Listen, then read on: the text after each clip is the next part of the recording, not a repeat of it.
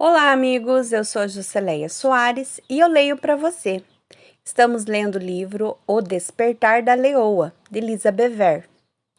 Capítulo 6. Sob a mesma missão. Todas as vezes que libertamos uma mulher, libertamos um homem. Margaret Mead. No mundo dos leões, não existe confusão de gêneros. Os leões não estão tentando ser leoas e as leoas não estão tentando ser leões. Nenhum gênero copia o outro ou compete pelo papel do outro.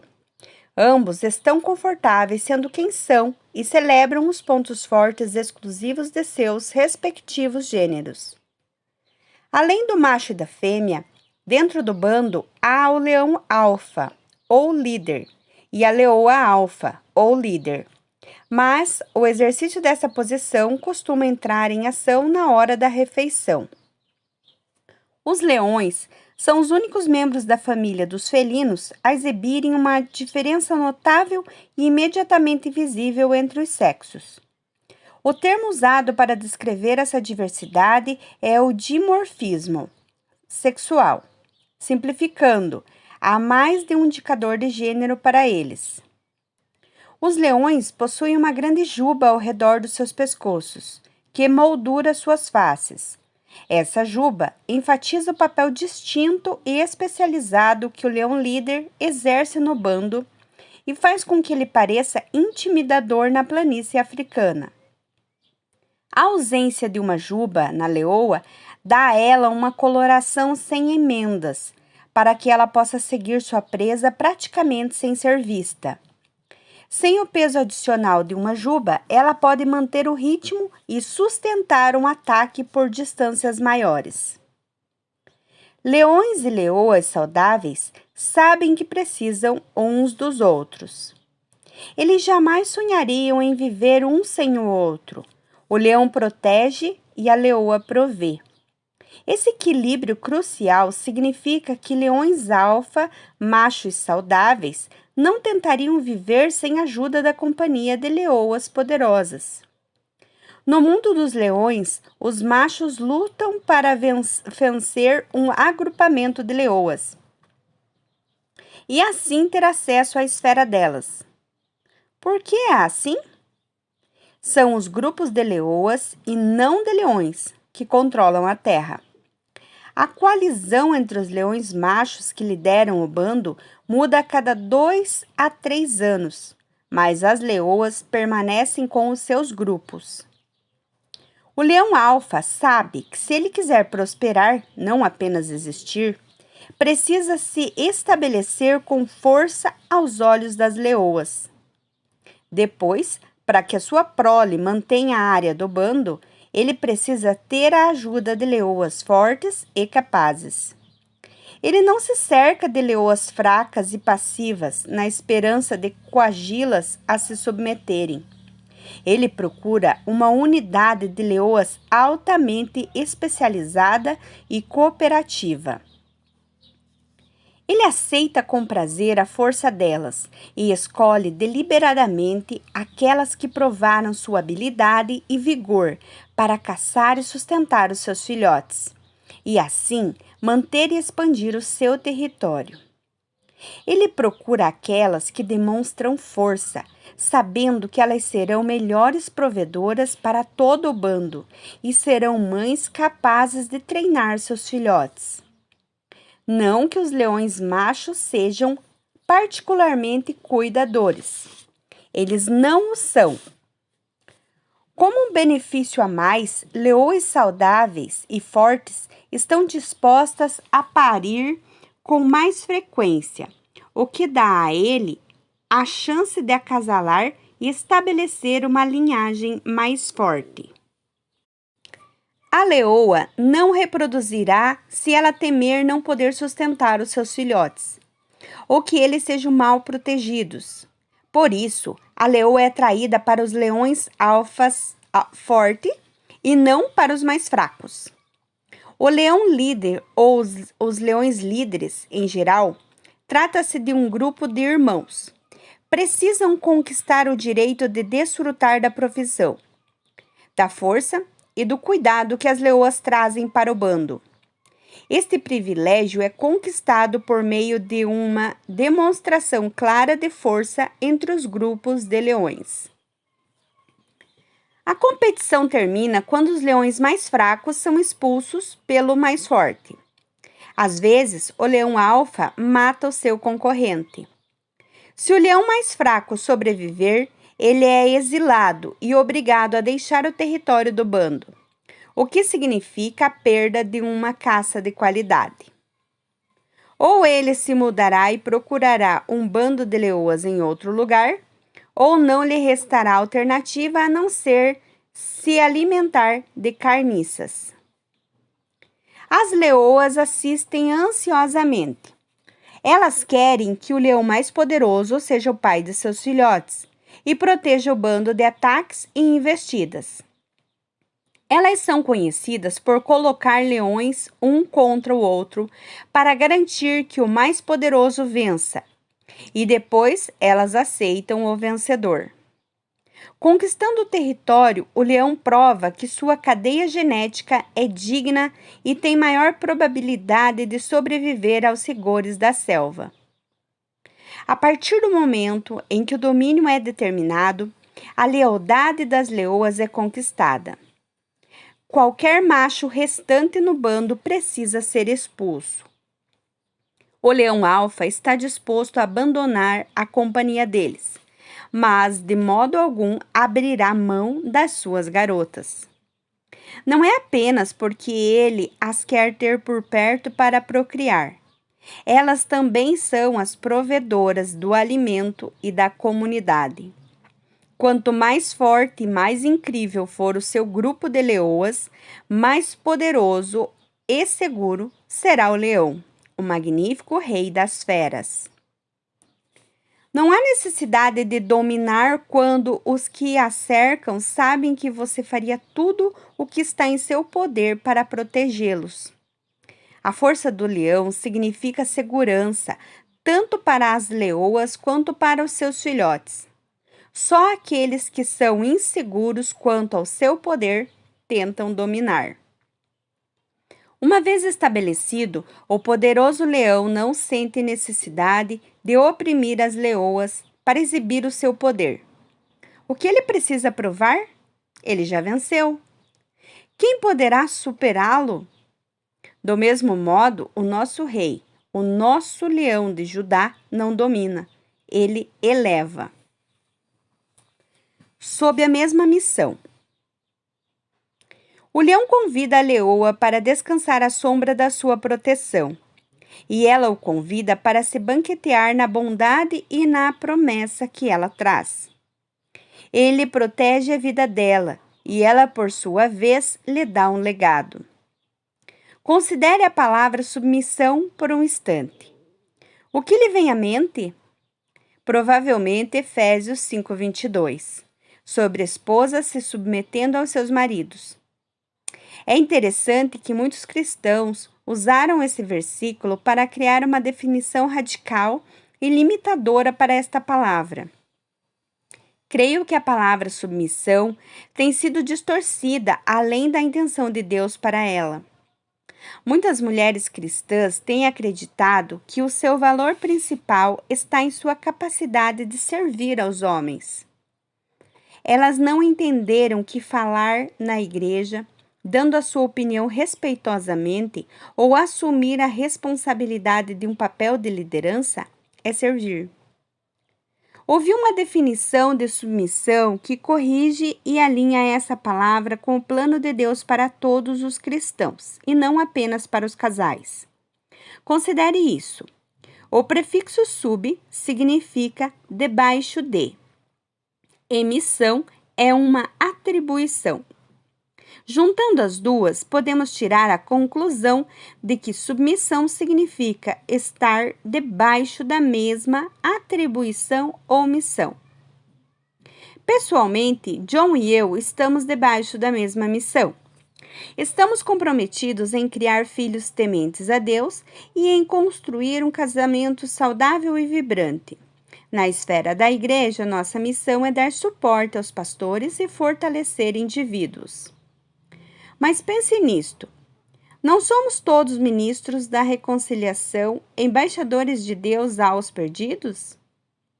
Os 2 versículos seguintes falam da nossa missão como embaixadores e embaixadoras de Deus. Deus se reconciliou com o mundo por meio do Messias, permitindo um novo começo pela oferta de perdão dos pecados. Deus nos entregou a tarefa de contar a todos o que Ele está fazendo. Somos representantes de Cristo.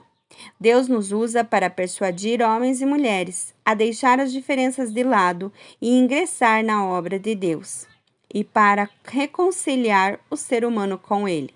2 Coríntios, capítulo 5, versos 19 e 20.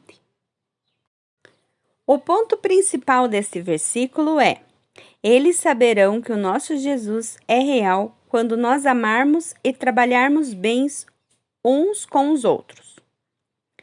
Esse deve ser o objetivo comum de todos os homens e mulheres, quer solteiros, quer casados, líderes ou leigos.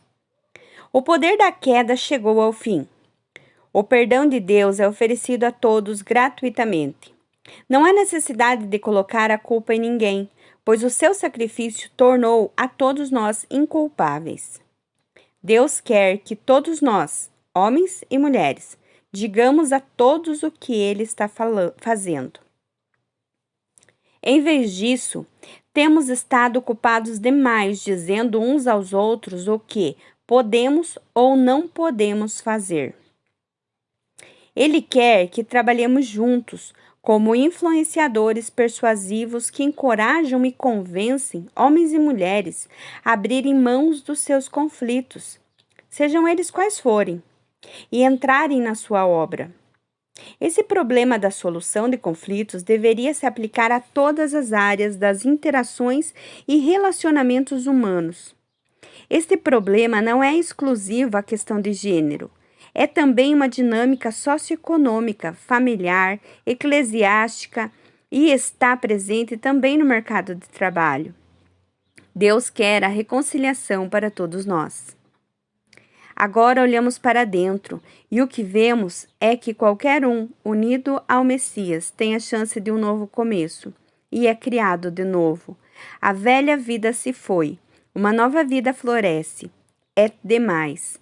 Tudo vem de Deus, que nos quer em um relacionamento com Ele e nos chamou para viver relacionamentos com os nossos semelhantes. 2 Coríntios 5,17. Qualquer um significa qualquer um. Qualquer homem, qualquer mulher, qualquer criança unida com Cristo é recriada. A antiga vida desaparece. Em inglês, a palavra usada para floresce no versículo citado é bourgeons, que é um verbo que significa crescer da noite para o dia, cogumelar. Essa é uma escolha interessante de palavra, porque os cogumelos explodem com o crescimento. Eles se multiplicam, prosperam, crescem rapidamente e florescem em lugares onde antes não havia nada, exceto decomposição. Nossa nova vida em Cristo é mais que um conceito de substituição. É vida multiplicada interiormente e está disponível a todos. Os leões e leoas já definiram os seus relacionamentos uns com os outros. As leoas entendem que estão sob a mesma missão que o leão. Qual é a missão deles? A missão do leão é estabelecer uma geração de leões com legado e força. Para realizar isso, eles criam, protegem e buscam provisões para os seus filhotes. Tanto o leão quanto a leoa têm um papel a exercer dentro dessa missão, e nenhum dos felinos usurpa o papel do outro. Já viu que deveria ser a ordem natural, ser levada a dois opostos extremos. De um lado, as mulheres têm sido reprimidas em nome da submissão. De outro lado, algumas mulheres elevaram a sua feminilidade ao nível da divindade. Falarei mais sobre isso adiante. Primeiro, quero compartilhar um exemplo de distorção do significado da submissão. a distorção do Twitter. Você provavelmente já ouviu falar ou participou da forma abreviada de comunicação eletrônica chamada Twitter. Ela é boa para fragmentos de informação e, na melhor das hipóteses, fornece apenas janelas sobre problemas da vida e do pensamento. Um dia postei um conceito que eu abordara em detalhes no meu livro A Força de Ser Mulher, Descobrindo o Poder da Alma Feminina. Era uma citação sobre liderança. O gênero somente não qualifica um homem para liderar, assim como o gênero somente não deveria desqualificar uma mulher. A virtude qualifica tanto o homem quanto a mulher. Por favor, observe que eu não restringi o conceito à liderança da igreja, nem o confinei ao casamento. Eu simplesmente disse que a virtude era uma qualidade necessária para os líderes, quer eles fossem homens, quer mulheres. Coloquei isso no Twitter, que automaticamente o publicou em minha página do Facebook. Então fui cuidar do meu dia. Não pensei que o que eu dissera era controverso. Eu achava que era um fato. Não fazia ideia de que tipo de explosão radioativa se seguiria a minha declaração. Quando eu recebi mais de 100 respostas a partir desta postagem, soube que havia atingido um ponto nevrálgico. Enquanto eu estava ocupada com as minhas atividades diárias, um debate se levantara no Facebook. Algumas mulheres cristãs ficaram furiosas. Como você ousa dizer que uma esposa poderia liderar seu marido se ela se considerasse mais virtuosa? Escreveu uma mulher. Tudo bem, mas foi isso que eu disse? Outras me acusaram de descartar textos bíblicos que diziam que só um homem poderia ser um presbítero na igreja. Eu havia mencionado a função de presbítero na igreja? Depois houve uma discussão sobre liderança em geral. Algumas mulheres explicaram para a audiência do Facebook que uma mulher nunca deveria ser uma líder. Uma jovem, sincera, em busca de esclarecimento, levantou a questão. Vocês estão dizendo que a esposa de um pastor sênior não é uma líder? A resposta foi um retumbante não, ela não é uma líder. Ela tem a honra de apoiar o seu marido. Agora eu estava confusa. Enquanto as opiniões pipocavam, o diálogo se transformou em uma discussão sobre submissão. Algumas argumentavam que eu era uma líder, outras diziam que eu não era, simplesmente porque eu era mulher. Então demonstraram compreensão para comigo, porque eu era submissa ao meu marido. E, portanto, eu era uma líder debaixo dele. Vamos fazer uma pausa e raciocinar juntas, porque sempre que surge uma discussão sobre gênero, ele parece estacionar em um problema relacionado à submissão das mulheres aos homens. Se eu sou uma líder, é porque Deus me fez uma líder. É muito simples, basta observar que os líderes têm pessoas que os seguem. Alguns de nós somos líderes, quer tenhamos nos proposto a ser, quer não. Então Deus ajuda todos nós a liderarmos pelo exemplo. Para esclarecer a confusão, vamos ler como Paulo convoca Timóteo à liderança. Um líder deve ser alguém de boa reputação, fiel à esposa, de fácil relacionamento e hospitaleiro. Deve entender do que fala, não ser muito chegado em vinho e não ser controlador, mas gentil. Não deve ser sensível demais a críticas, nem movido pela ganância. Deve administrar bem seus negócios, ser atencioso para com os filhos e respeitado por eles. Pois, se alguém não é capaz de lidar com os próprios negócios, como poderá cuidar da Igreja de Deus? Não deve ser novato na fé para que a posição não suba a cabeça, e assim não caia na armadilha do diabo. O mesmo vale para os que querem servir em outras funções na igreja. Cristãos sérios, sem falsidade e não muito chegados em vinho, e que não estejam no ministério pensando em ganho pessoal. Devem ter respeito pelo ministério da fé, não usando a posição em proveito próprio. Eles devem ser testados, se mostrarem que são capazes, que assumam a sua função.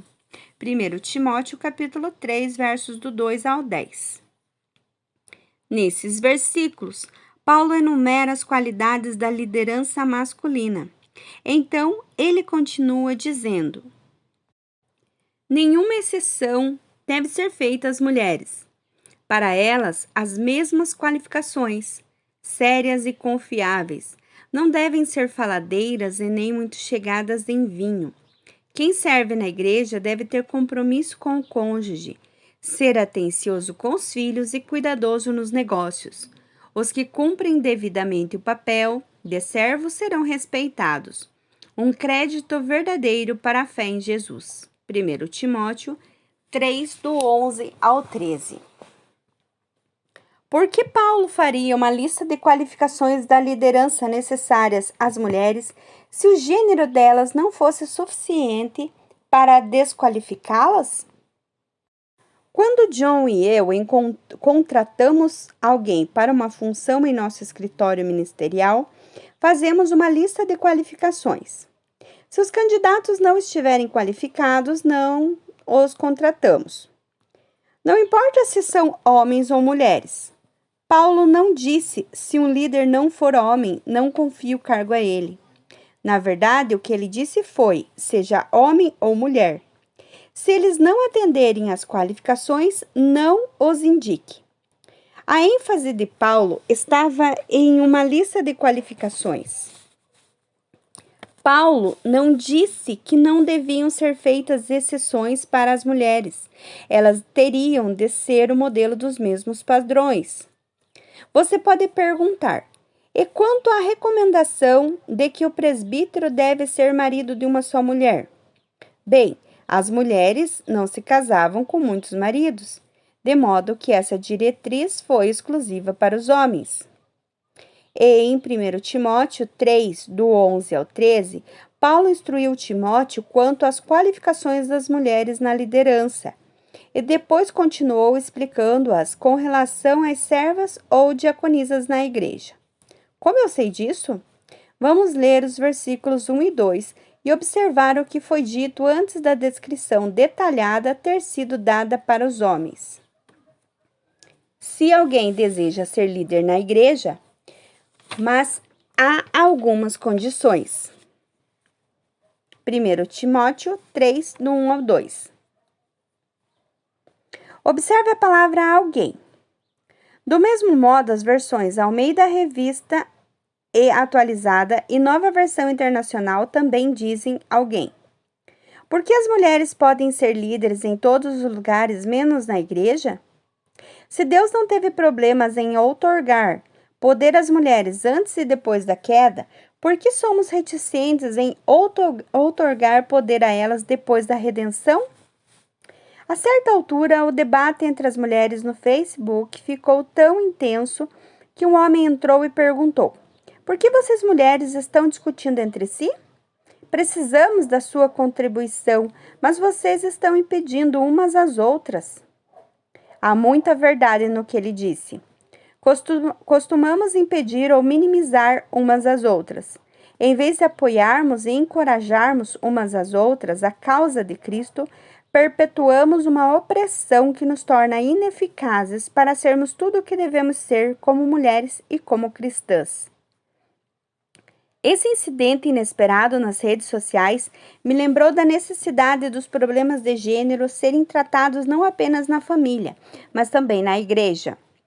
O mundo em que vivemos precisa ver o verdadeiro coração de Deus e a sua intenção original, modelados em todos os aspectos da vida e da liderança dos filhos e filhas de Deus. Atitudes sexistas.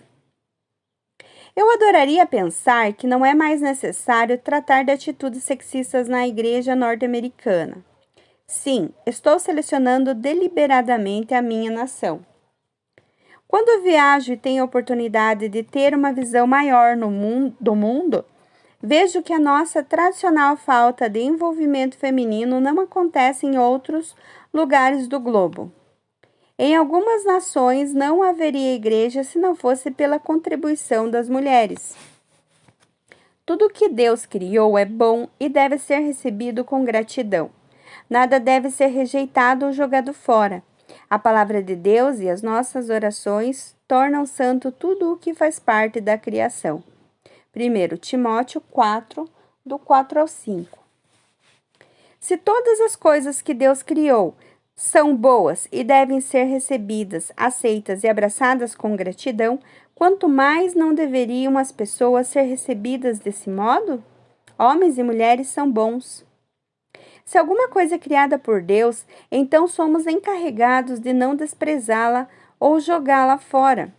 Desprezar significa zombar de, desdenhar, ridicularizar, torcer o nariz para ou rir de. Todos esses atos desvalorizam uma coisa, uma pessoa ou seu papel e contribuição. A palavra jogar parece autoexplicativa, mas vamos ver um de seus melhores pontos. Juntamente com atirar, arremessar e lançar fora.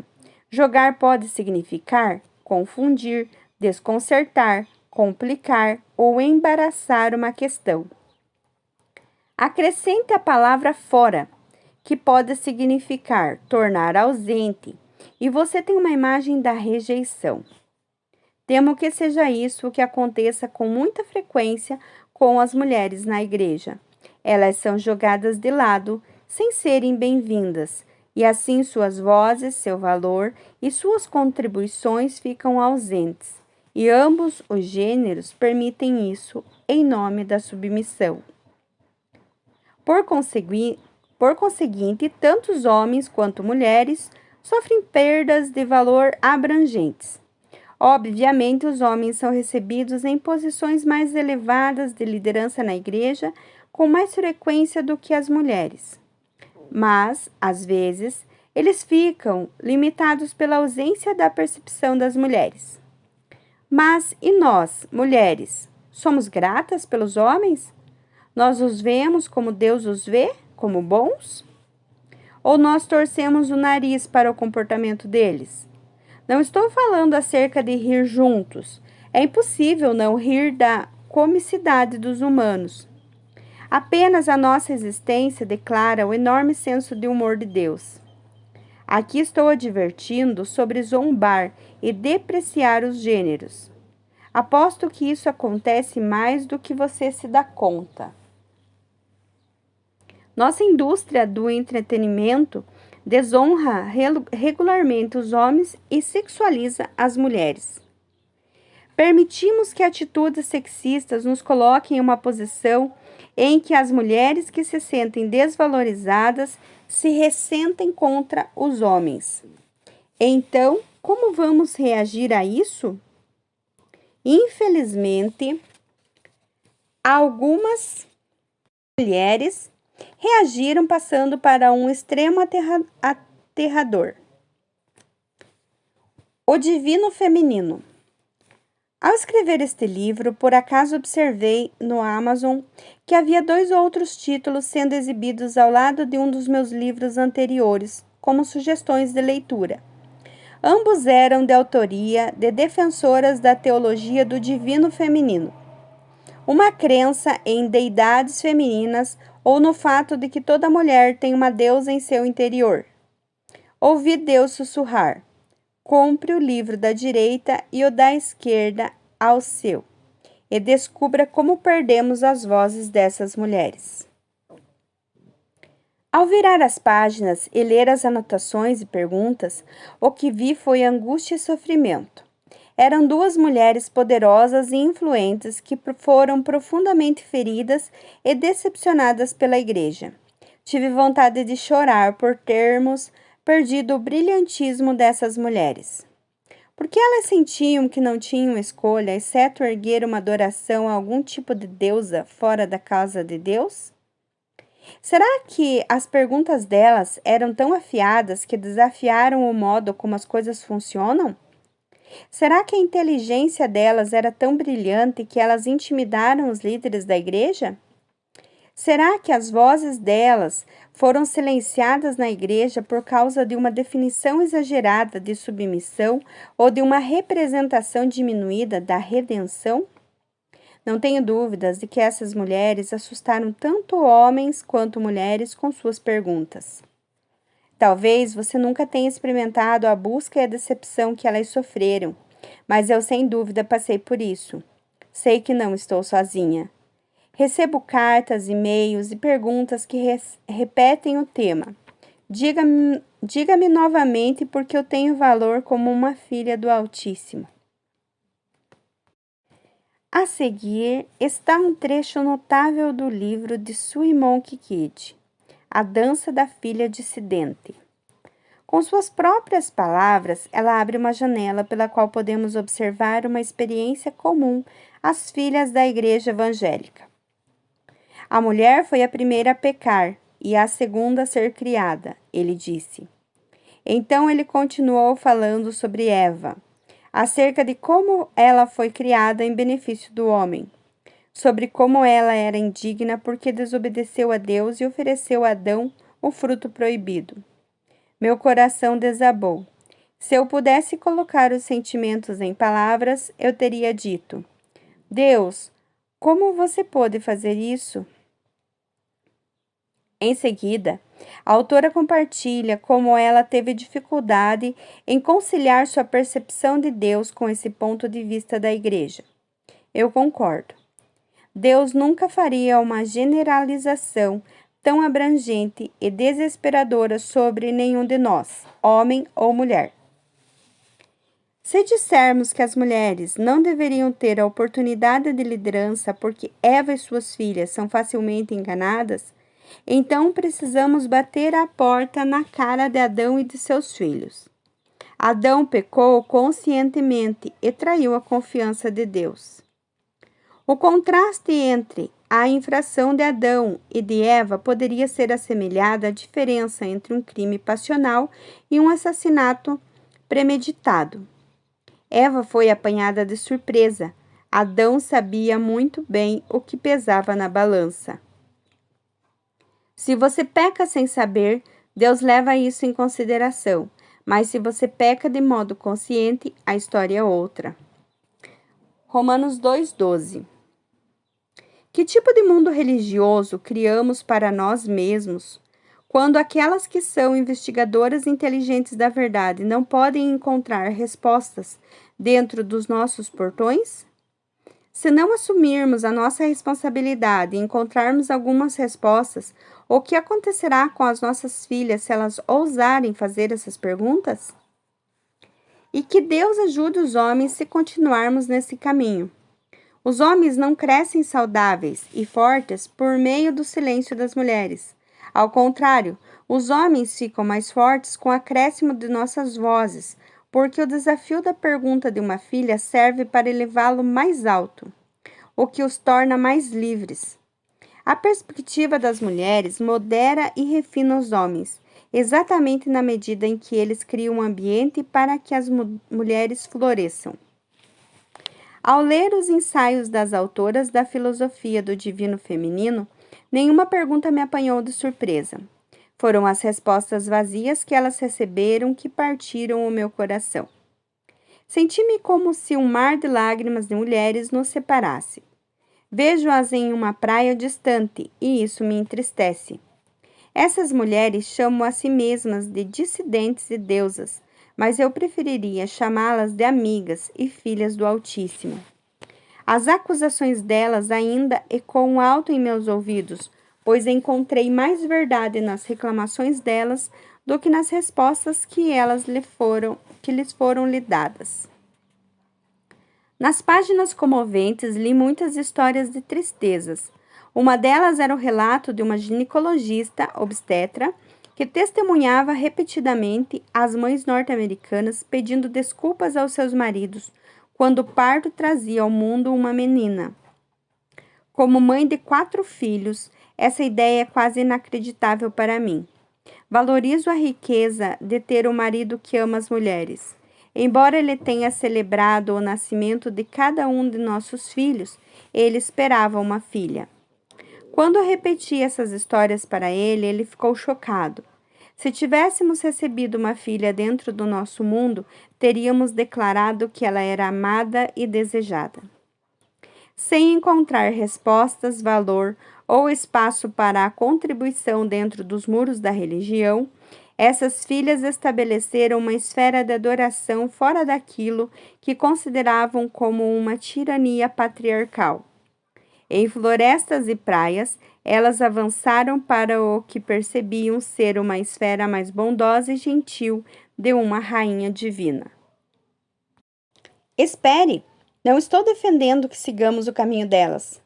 Não escolho nem a rainha delas, nem o rei irado da religião. Escolho o nosso Criador, o Deus Altíssimo. Uma busca pelo propósito divino. Ouça esse convite desesperado de uma das líderes do pensamento divino feminino, Marianne Williamson, em seu livro O Valor da Mulher. Quando digo vá falar com Maria, quero dizer vá falar com Maria. Tipo, vá a uma igreja, acenda uma vela, sente-se em um banco e leve isso muito a sério. Diga a ela: Maria, eu gostaria de saber quem eu sou, como esposa ou namorada, ou mãe ou filha. Eu gostaria de ser a mulher que sou capaz de ser. Gostaria de ter a sua pureza e clareza e o seu nível de iluminação. Que a essência da minha feminilidade se torne mais radiante que o meu eu exterior. Não é errado orar e pedir para ser a mulher que você é capaz de ser. A questão é a quem ela sugere que dirijamos as nossas orações.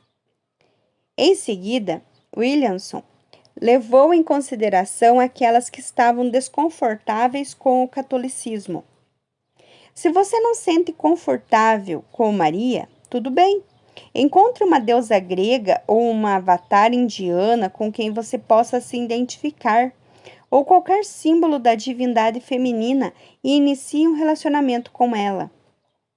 Um relacionamento com ela? Imediatamente depois dessa sugestão, ela declara o motivo da sua ira. O mundo, como está, tem pouca utilidade para a sua feminilidade. Você é considerada um sexo frágil e é tratada como objeto sexual.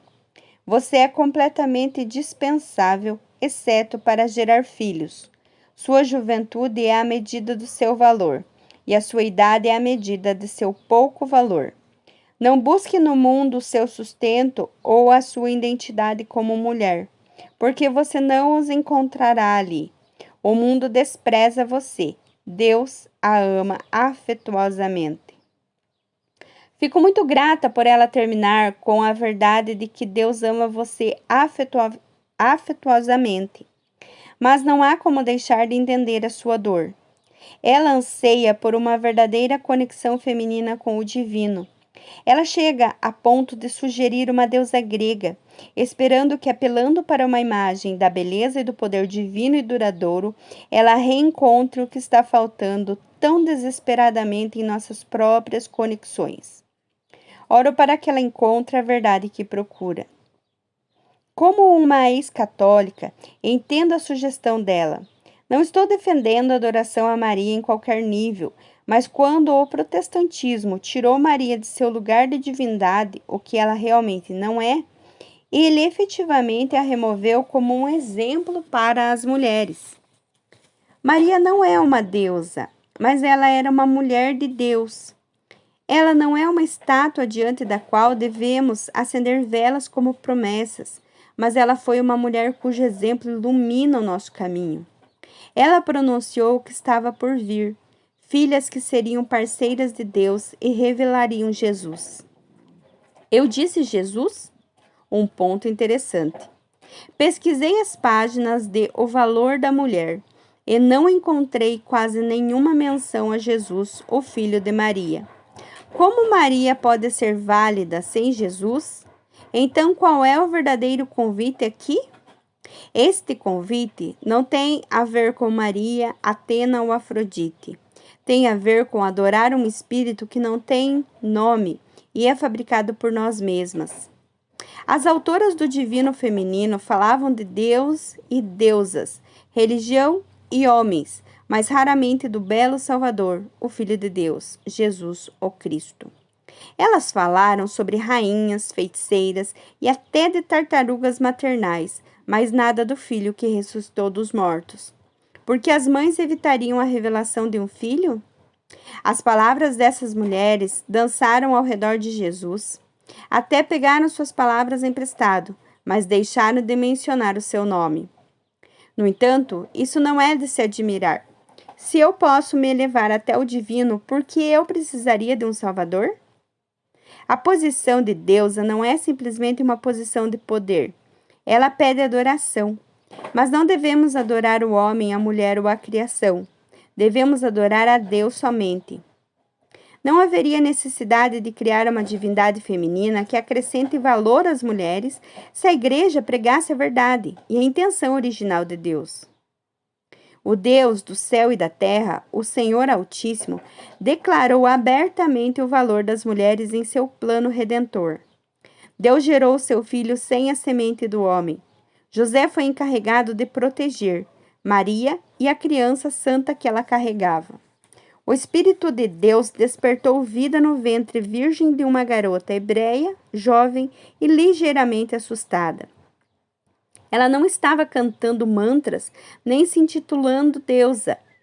Maria estava disposta e até duvidando se era capaz. Que possamos ecoar suas palavras e fazê-las nossa.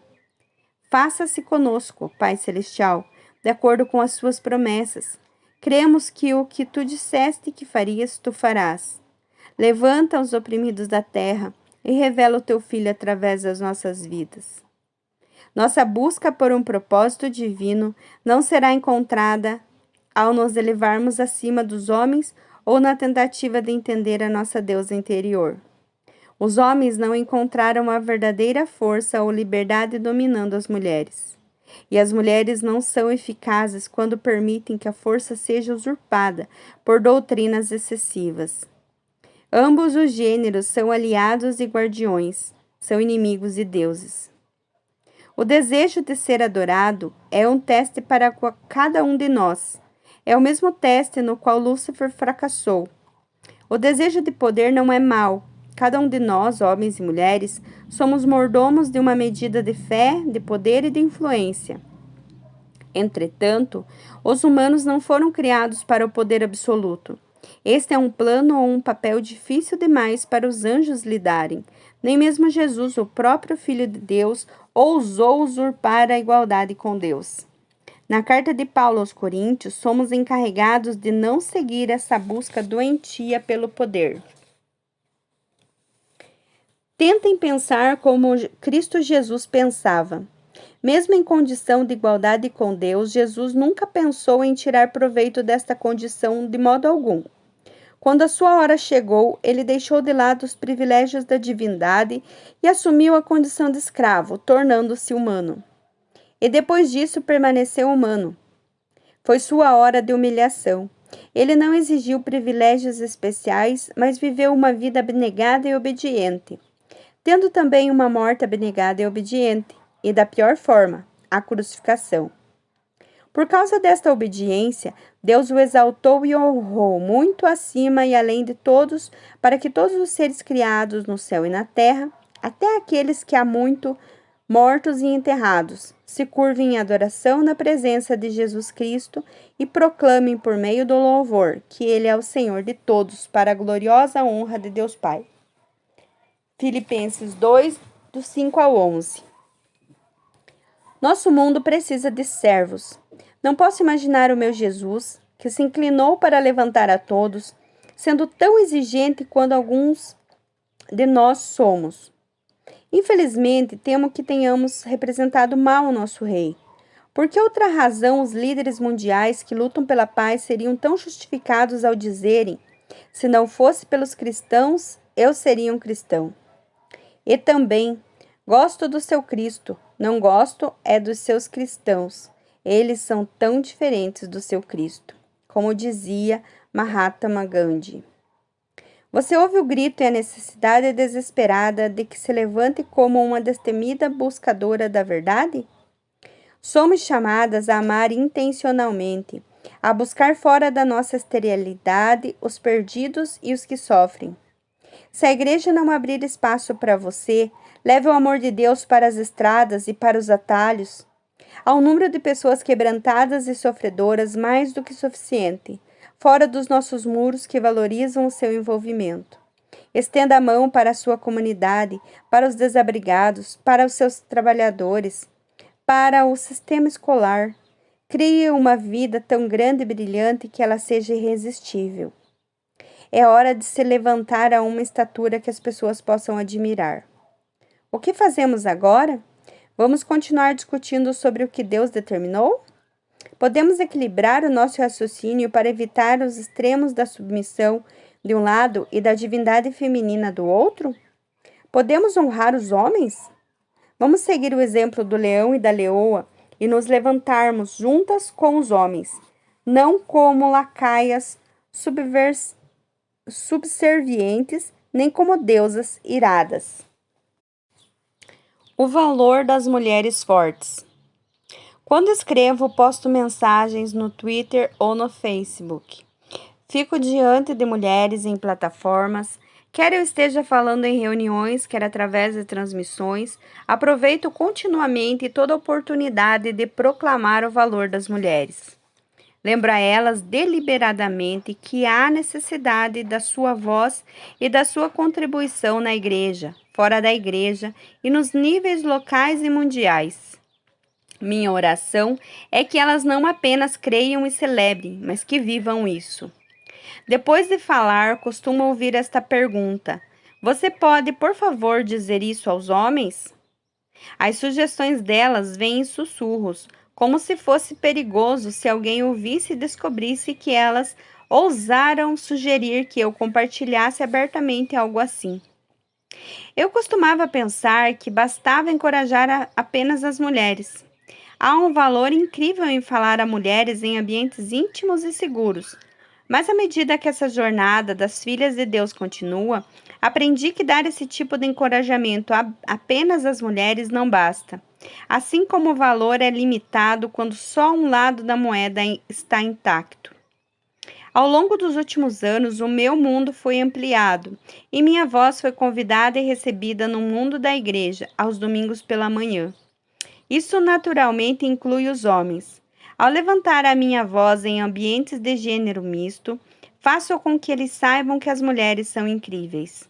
Raramente vejo os homens contestarem isso. Eu, deliberadamente, digo a eles que acho que os homens são incríveis também. Nos últimos anos, vi muitas lágrimas descerem dos olhos dos homens. Assisti enquanto maridos e esposas se abraçavam e cancelavam as suas lutas livres. Amo o que acontece quando eles pedem perdão um ao outro por suas brigas tolas de poder. Querida irmã Leoa, os homens não são o nosso problema.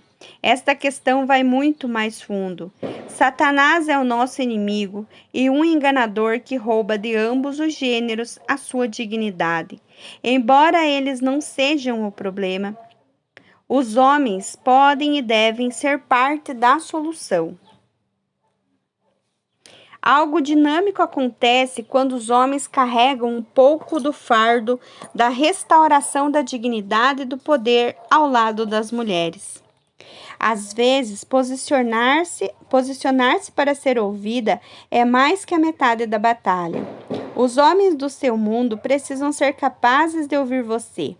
E eles precisam ouvir outros que estão encorajando homens e mulheres a se levantarem juntos. Se é preciso haver mudança, todos devemos dizer a mesma coisa. Vamos ecoar a postura de Deus. Para fazer isso, vamos analisar em profundidade 1 Coríntios 11:1. Vou decompô-lo em pedaços separados e distintos, e depois abordar a perspectiva do todo. A propósito, não valorizem demais as diferenças entre homem e mulher. Verso 10. Paulo posicionou tudo o que vem após esse versículo a partir da ordenança de não valorizarmos demais ou dar importância demasiada à diferença entre os sexos.